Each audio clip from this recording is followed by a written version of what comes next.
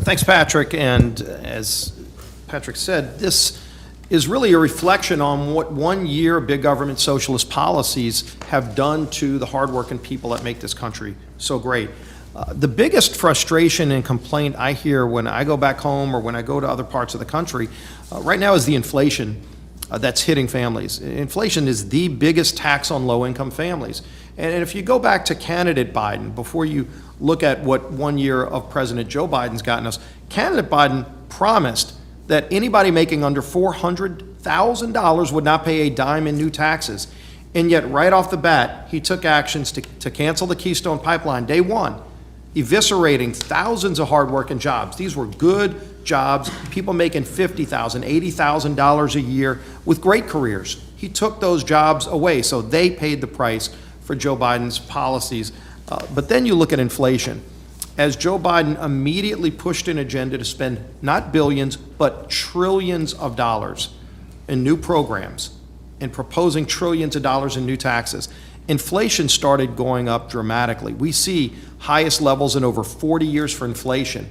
But inflation is what really hits those low and middle income families the hardest. Those were the people Joe Biden promised wouldn't be affected by his policies, and unfortunately, they're the most and hardest hit.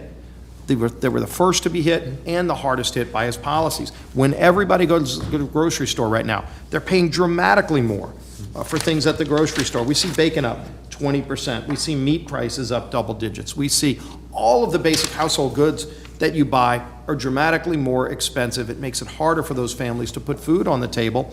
And then you look at gas prices. If they want to get in their car and go to work, over 90% of Americans who have cars are not driving electric vehicles, they're driving cars that you have to fill with fuel.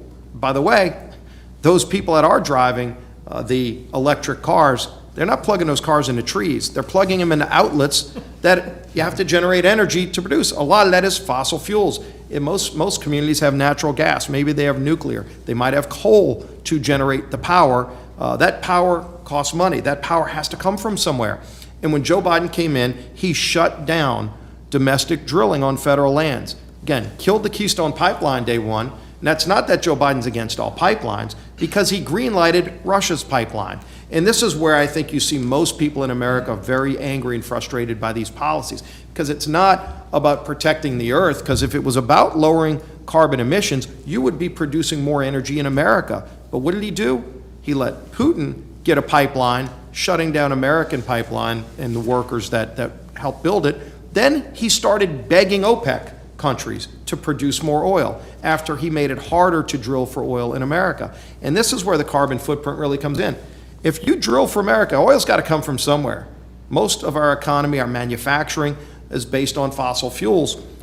The standards we have in America are better than anywhere else in the world. If you don't produce that oil or natural gas in America, it's getting produced in other countries. And since he loves going to Saudi Arabia and Russia and begging them to produce more oil, they increase fossil fuel emissions dramatically by producing it there.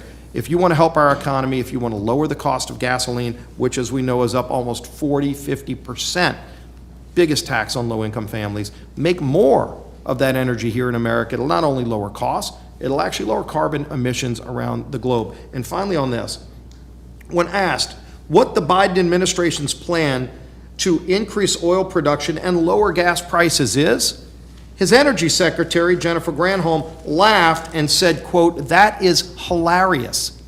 That's what Joe Biden's energy secretary said about this dramatic increase in prices that's crushing families. She laughed and said it's hilarious. Well, I'll tell you, it's not hilarious. She should have been fired that day, but it shows you, the fact that he kept her shows Joe Biden wants prices to be higher.